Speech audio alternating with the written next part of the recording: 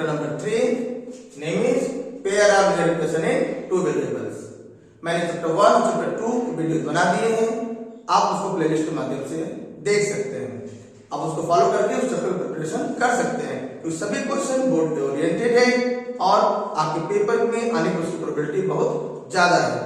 आइए आज हम चैप्टर 3 पढ़ेंगे। तो चैप्टर 3 में जैसा नाम से ही आपको पता चल रहा होगा कि pair of linear equation two variables, कहने का मतलब यहाँ आपको दो लीनियर इक्वेशन दिए जाएंगे, उन्हीं के बारे में आपको स्टडी करना है। आइए सबसे पहले हम लेट करते हैं कि वो दो लीनियर इक्वेशंस इन टू वेरिएबल्स वाले जो हैं वो है क्या। आइए पहले हम लिखते हुए let to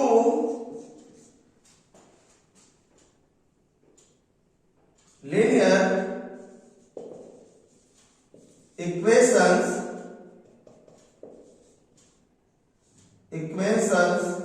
are ax plus by plus c equal to 0। This is first, but पहला वाले प्लेस में हम चाहते हैं सभी में 1 सफिक्स राइट कर दिया जाए पहचानने के लिए, ठीक है। एंड सेकेंड इज फिर से वही लिखेंगे ax plus by plus c equal to 0। दूसरा है तो 2 लगा लो पहचानने के लिए। मतलब ऐसे जो आपने क्लास 9 में पढ़ा था linear equation in two variable, उसी में यहाँ पे 2 राइट कर दिया गया। पहले के लिए सब में कोफिशिएंट में या कॉन्स्टेंट टर्म में 1 लगा दिया और दूसरे में 2 लगा दिया। आइए इसको जब हम सॉल्व करने बात आएगी तो कितने प्रकार के मेथड यहाँ पे बनते हैं। तो टाइप्स ना, types of pair of linear equations in two variables are, पहला होंगे क्या, कितने प्रकार के होंगे, ये 3 प्रकार के बनते हैं। कितने प्रकार के, 3 प्रकार के। कौन कौन से, पहला होता है आपका इंटरसेक्टिंग लाइंस। पहला होगा इंटरसेक्टिंग, मतलब दोनों आपस में क्या करेंगे, कट करेंगे। ऐसा वाला 2 लाइन है L1 and L2, they are intersect to each other, कहीं न कहीं दूसरे को काटते होंगे। दूसरा कंडीशन इज सेकंड ये हो गया कि दोनों आपस में कट नहीं करते, आप चाहे इसको कितना भी आगे पीछे बढ़ा लें। कहने का मतलब ये पैरेलल कंडीशन है, मतलब एक दूसरे के साथ उनके बीच का जो डिस्टेंस है वो रिमेन हमेशा सेम रहता है, तो कट ही नहीं करेंगे, तो नहीं कट करता है। अब थर्ड आ जाएगा, हम बात करना चाहेंगे आपके, है ना, जिसे कहते हैं कौन सा, पैरेलल। दूसरा क्या हो जाएगा, पैरेलल। तो थर्ड हो गया हमारा कॉन्सिडेंट लाइंस।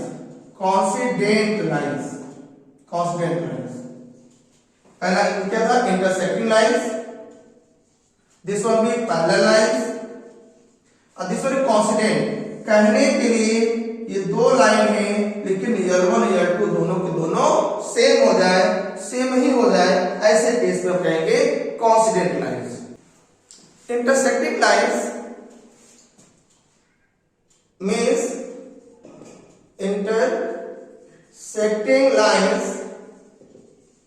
से मतलब यहाँ पे है कि दोनों आपस में कट करते हैं, 2 लाइंस आपस में कट करते हैं, मतलब दोनों का कितना आंसर होगा, यूनिक सोल्यूशन होगा।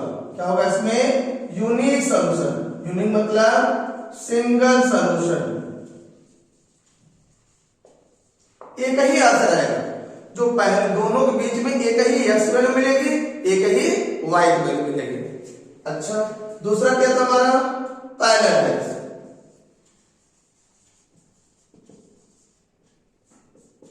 मतलब आपस में दोनों कट नहीं करते, न तो L1 कट करता है न लाइन दूसरा सेकंड लाइन कट करता है। इसमें क्या हो जाएगा, इसमें क्या मिलेगा, नो सॉल्यूशन, एक भी आंसर नहीं होंगे, नो सॉल्यूशन, एक भी आंसर नहीं मिलेगा। थर्ड कॉन्सिडेंट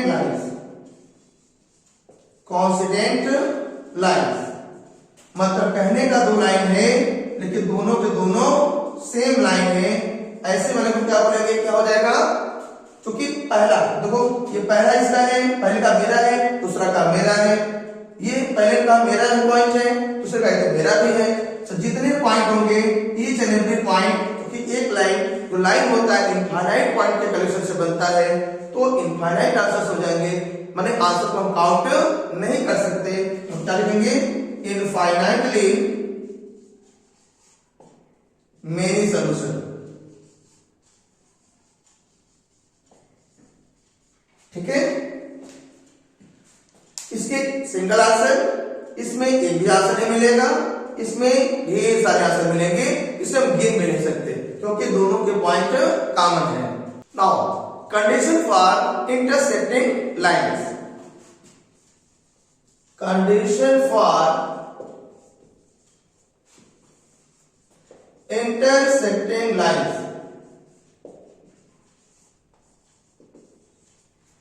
मतलब जो आपको दो इक्वेशन बताया गया a1x plus b1y plus c1 equal to 0 and a2x plus b2y plus c2 equal to 0, इनको देख करके हम कैसे डिसाइड करेंगे कि ये इंटरसेक्टिंग है, कि ये पैरेलल वाले लाइंस है, कि ये कोइंसिडेंट वाले हैं। इसका एक रूल होता है, आइए इसको हम लोग बिना कैलकुलेशन किए, बिना आंसर निकाले हम जज कर पाए कि होने वाला क्या है, किस प्रकार से आंसर देने वाले हैं।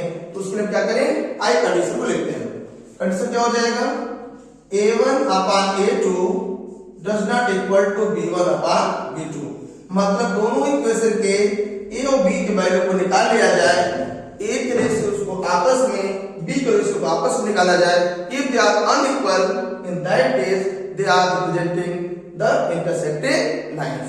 मतलब क्या कहने का, इस रूल को फॉलो करने पे वो दोनों आपस में कट करेंगे। अगला रूल देखिए क्या करने वाले हैं कि जब पहले दोनों पैरेलल लाइंस की बात करेंगे, हम यहाँ पे पैरेलल लाइंस, इसमें क्या हो जाएगा आपका कि a1 अपॉन a2, तो b1 अपॉन b2 भी इक्वल हो जाएगा, लेकिन c1 कहेगा मैं इक्वल नहीं हूं। अगर ऐसा वाला रूल आ जाए कि पहला रूल क्या था, दोनों बराबर न हो, लेकिन अगर ऐसा केस कि पहला दोनों बराबर हो जाए, इक्वल आ जाए, तो तीसरे पे चले जाओ। अगर तीसरा ने कहा नहीं मैं देखो नहीं हूं, तो ये कंडीशन किसके लिए है, पैरेलल के लिए हो जाएगा, मैंने कभी भी लाइन ऐसे कटे नहीं करेंगे। इस केस में हम आंसर नहीं बता सकते। तीसरा coincident lines,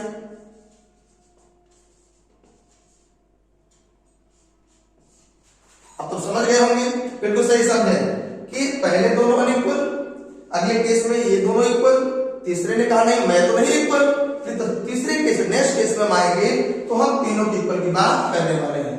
a1 upon a2 equal to b1 upon b2 equal to c1 upon c2।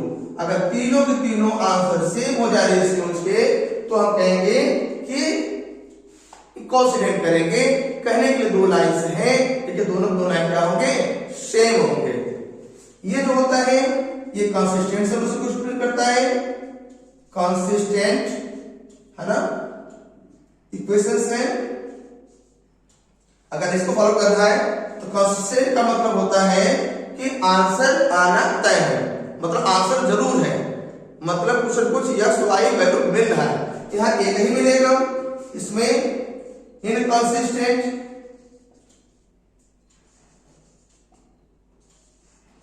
कहने का मतलब एक भी आंसर नहीं मिलेगा, कंसिस्ट नहीं करता, एग्जिस्ट नहीं करता, आंसर दे ही नहीं सकता। इसमें क्या हो जाएगा, ये भी कंसिस्टेंट है। आप कहेंगे ऐसा कैसे, कंसिस्टेंट मतलब आंसर पॉसिबल है। आप कोई एक वैल्यू पहले का बताएंगे इसका वाला है, तो दूसरे का भी हो जाएगा।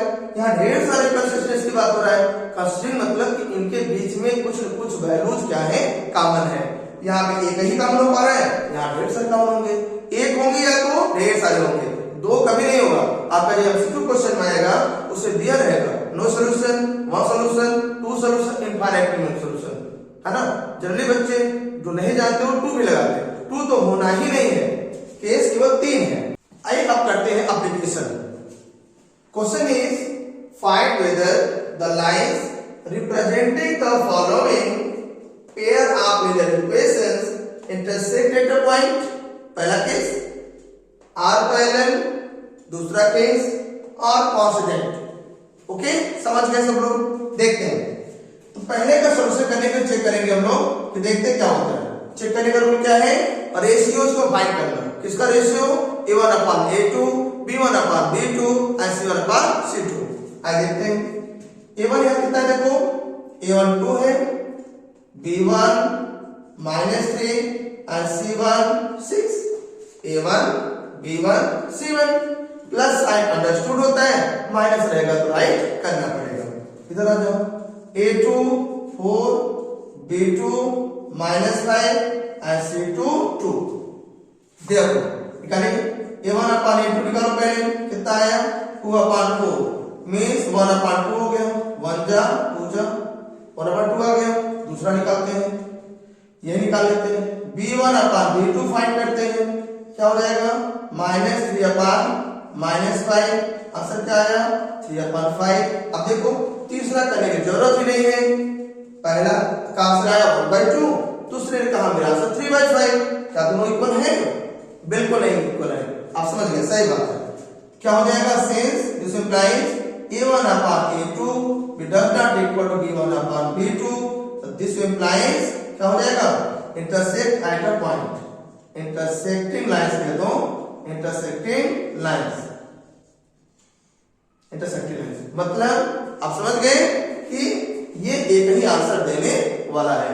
Intersecting at a point, intersecting line एक ही आंसर देता है, बात वही हुआ। आइए यहां देखते हैं, a1 is 3, b1 is -5 और c1 is, इसको इधर कंसीडर करिए, -11। रूल है ना, इक्वेशन क्या होता है? ax + by + c = 0। जब 11 को इधर ले आएंगे तो माइनस में हो जाएगा।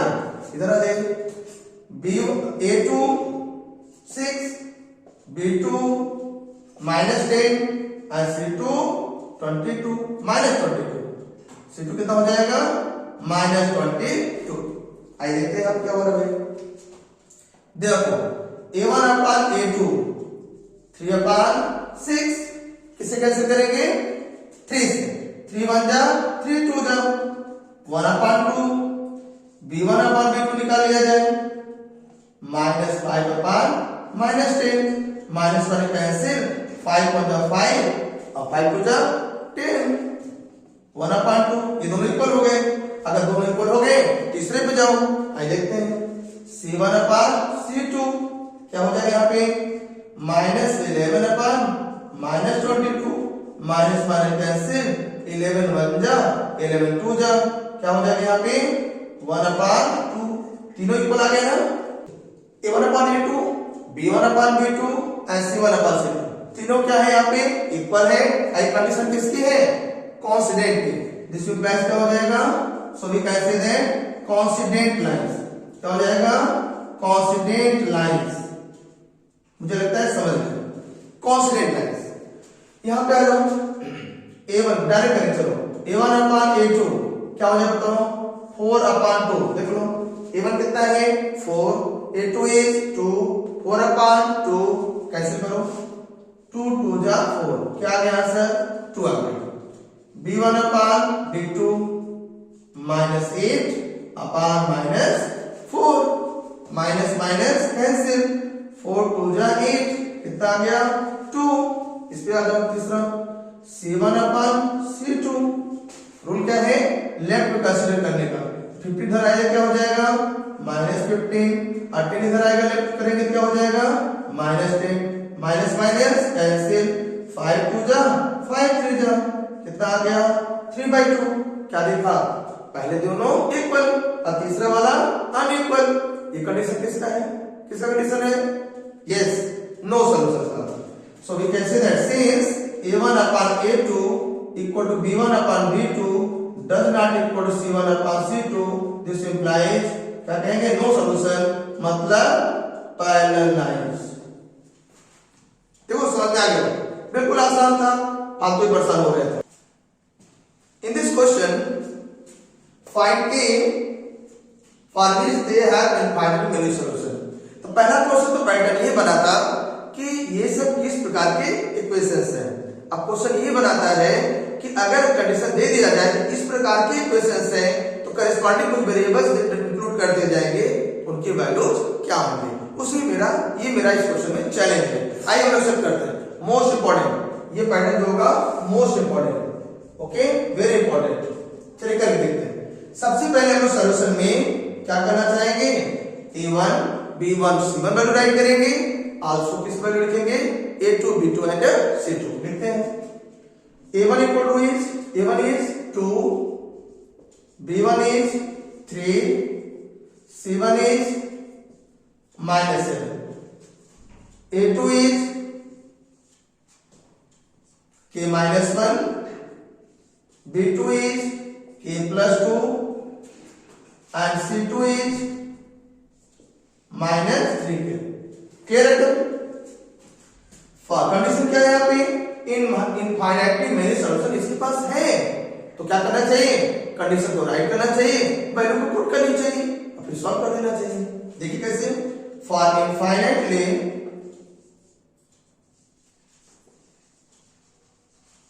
many solutions a1 upon a2 be equal to b1 upon b2 is equal to c1 upon c2. This will be condition. Now put the value 2 upon k-1, 3 upon k+2, 2 upon k-1, 3 upon k+2 equal to -7 upon -3k, minus minus कैसे। अब देखो ये तीनों values आपस में क्या है, equal है, they are equal to each other. तो क्या करना चाहिए, एनी टू को जो तुम्हारी मर्जी उसको ले लो, एनी टू। आई ले लेते, मान लो हमने क्या ले लिया, किसको ले लें, चलो पहले ले लेते, कोई दिक्कत नहीं। Taking first equal to second, cross multiply करो, क्या हो जाएगा, क्या होता है, पहला दूसरे को इक्वल कर रहे हैं, 2 into k 2k, 2 2 जा 4, this side 3 into k 3k -3, क्योंकि इधर ले आओ 4 को उधर ले जाओ, क्योंकि टारगेट क्या है, find value of k, k is our target.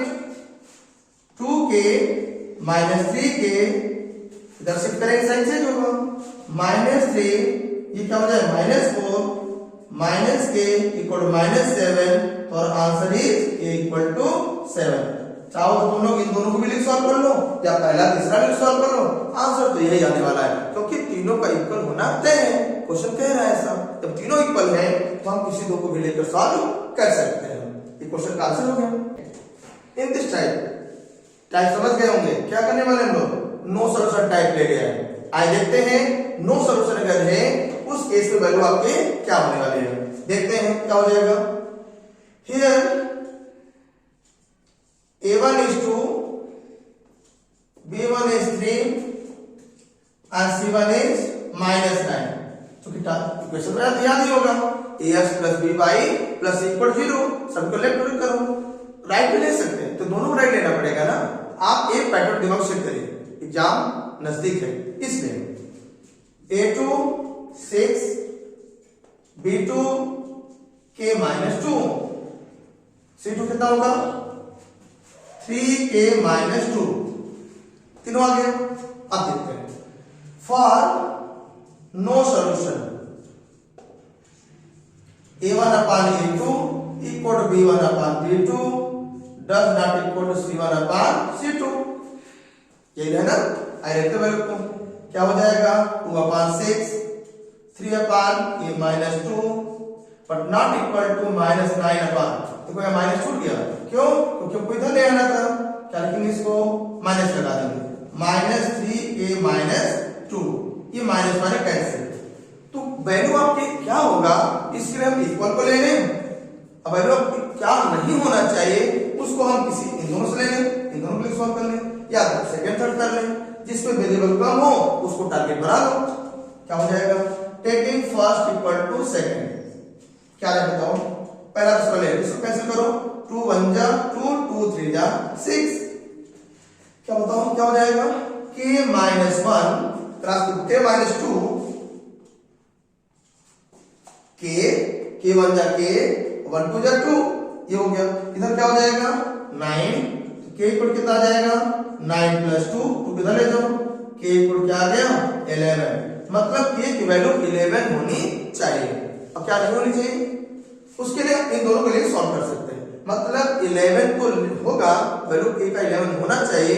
उसी केस में यहाँ पे नो सॉल्यूशन का रूल फॉलो हो जाता है। हाँ, हम चाहे तो अनइक्वल वाले भी सॉल्व कर लें, तो उस वाले कंडीशन में ये कहा जाता है कि ये वैल्यू हम नहीं ले सकते, अदर देन सभी अलाउ होगा, क्योंकि उसमें सबसे अलाउ कौन होगा, 11 ही सबसे ज्यादा इंपॉर्टेंट है। बात समझ आया? मान लो नॉट इक्वल में 5 आ गया, मे बी अगर 5 आ गया तो 5 नहीं लेना है, तो कहता है 5 नहीं लेना है, बाकी सभी रियल वैल्यू ले सकते हैं। लेकिन अभी इक्वलिटी कहता है कि अदर सभी नहीं लेना है, 11 ही लेना है। क्लियर हुआ? बिल्कुल समझ आ गया होगा। ये है आपका सेकंड क्वेश्चन का answer. Type third, unique solution. Again we want to write a1 is, बताओ a1 कितना है, k, b1 is 3 and c1 is, सभी साथ कंबाइंड मानना है, -k -2 from second. a2 is 2, b2 is nothing is there means 1 and c2 is -k। Rule क्या है, condition क्या है, unique solution. For unique solution क्या होना चाहिए, a1 upon a2 be not equal to b1 upon b2 होना चाहिए। तीसरे से यहाँ कोई मतलब नहीं है, हम दो की बात करेंगे।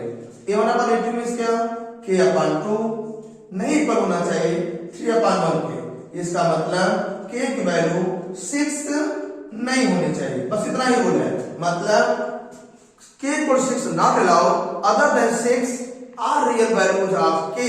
k का कुछ भी यहां से वैल्यू ले लिया जाए, सब के लिए एग्जिस्ट करेगा, बट 6 पे एग्जिस्ट ये नहीं करेगा। ताकि क्या हो जाएगा, are real values other than 6। बात समझ में आया? आई होप आपको ये टॉपिक से समझ में आ गया होगा। आप इससे डरते रहे होंगे, लेकिन आज से डर सब खत्म हो गया। आपने इस पे कमांड कर लिया है, इसको एक बार और रिवाइज कर लेना, बेस्ट तैयार हो जाएगा। नए टॉपिक के साथ फिर आपसे मिलेंगे, है ना? उस तब तक के लिए आपको थैंक यू। आप अच्छा करते रहिए, बेहतर करते रहिए। हम जैसे चैप्टर कंप्लीट करेंगे फिर से मेरे हाथ ले आएंगे। आप मुझसे जुड़े रहिए अपना भविष्य उज्जवल करने के लिए। ठीक है, थैंक्स फॉर ज्वाइनिंग।